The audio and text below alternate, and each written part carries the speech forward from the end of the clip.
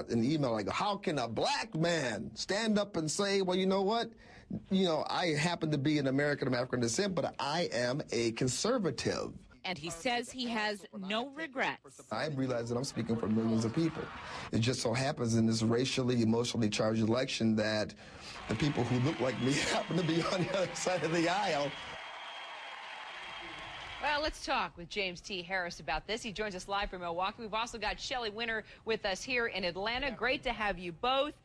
James, I want to start with you. It's been almost a week now. Are you still getting hammered by the black community and getting all this hate mail? Absolutely. How you doing, Kara? Listen, this has been 6 days, and I've lost like about 12 pounds. I feel great. This is like I'm in the kill you Sambo diet. But on a serious note, you've been getting some pretty vile emails, and it's even stuff that's made your daughter cry. Yes. Actually, there's hundreds of emails a day. At first, it was hot and heavy, but the good news is that the cavalry has arrived. Ever since my appearance with CNN before, we won't talk about that, but people have been coming to my defense, so now it's kind of like even with the hate mail, maybe a little bit more positive mail than hate mail. So it's just sort of a crazy period of time, but obviously I struck a chord. Well, Shelley, do you think it's unfair the way James has been treated and the fact that he's been getting such, it's pretty cruel, some of these emails. I've seen them. Let me say this, Kara. I'm an African-American conservative as well. I just happen to support Barack Obama. I repudiate anybody that would call James out of his name because of his political views. Where I think James is sold out, I think James is sold out on his principles as a conservative. Actually, James calls himself a conservative, but he supports the least conservative candidate that the Republican Party can put up for the presidency. That's the first thing. The second thing, he's supporting a candidate in John McCain who has voted for the least Republican and conservative administration that has ever walked the face of the earth, which is the Bush administration. We've had increase in spending, which is non-conservative. We've had an increase in government intrusion in our life, which is non-conservative. Can I finish talking, sir? No, you can't.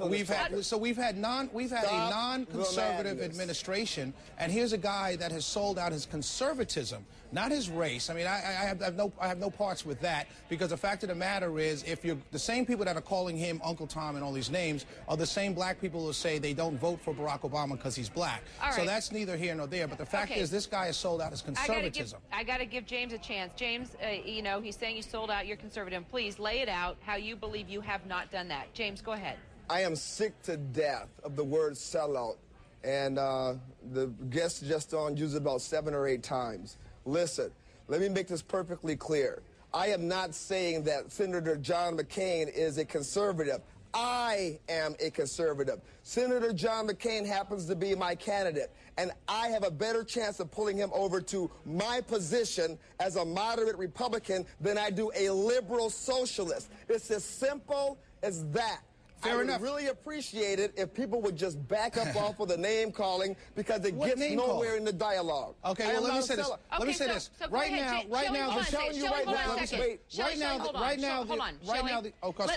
that's okay. Just let James go ahead and make your point, James. Listen, here's what I'm telling you. When I'm tired of coming on this station and getting this type of treatment. I told you before I came on, I'm all for back and forth. I'm all for dialogue, but I'm not for name calling. You have never, outside of calling someone a liberal or socialist, what they are, I don't call people who vote for Barack Obama names. That is their choice. I am making my choice as a free American, and I'm sick to death of liberals coming on bashing me because of my choice as a man. First of all, I am a man that can make a choice, and I am sick and tired of people bleeding all over me because of their insecurities. You are insecure, man. Don't tell me what I am. First of all, sir, let me say nothing. I'm done. Oh, wow, he's leaving. Well, Kira, let me say this. Let me say this. The fact of the matter is, the insult is leveled at me when you call me a liberal, first of all.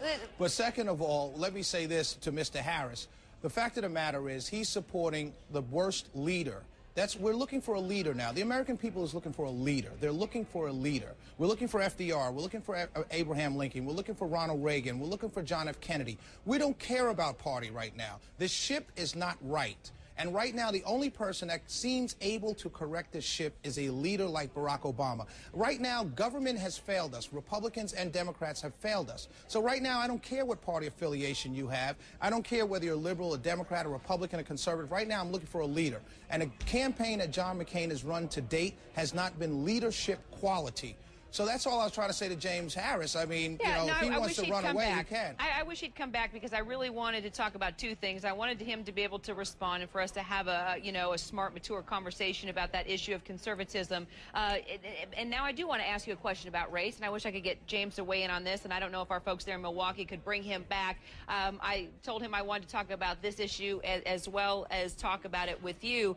Jerry McInty, the union leader, older white man, came forward, gave this powerful speech to white union families. Matter of fact, we had to add in a number of bleeps. I want you to listen to the speech he made to voters who were coming to him saying, we can't vote for a black man. So he came forward and said, this is crazy. Let me tell you why. Let's take a listen. Sure. This doesn't even come out in code. It comes out like this. I can't vote for him because he's a black man. He's not one of us. Well, sisters and brothers, when you hear that, you know what you ought to say? This is what I say. That is total, absolute. What do you make of that, Shelley? Well, the fact of the matter is, if we look historically, those union workers have not really historically ever voted for a Democratic candidate. So to now say that it's because he's black, I mean, those union voters in 1980 voted for Ronald Reagan. So it wasn't because, obviously it wasn't because Jimmy Carter was black. So I hesitate, and one of the things that I have a problem with during this election, I hesitate to point to race as the end-all, be-all for reasons why certain people won't vote for a certain candidate. Particularly if historically union voters, the blue-collar voters, particularly white males, have not turned to the Democratic candidate historically. We look at Ohio, we look at Pennsylvania. John Kerry didn't get a lot of these voters. Al Gore didn't get a lot of these voters. So to say now that these voters are not supporting Barack Obama and this guy, I mean, I'm not saying that Mr. McInty is lying. I'm just saying that historically the Democratic candidate did not get these voters. So I'm a little less quick to say that it's because he's black. Shelley Winter, I appreciate your time. I wish James Harris would have stayed with us. Well, you know, we might be able to. Those insecure men with 2 earrings, they'll always run faster. Oh, Shelley. Shame on you. All right, we're going to take a quick break. We'll be right back.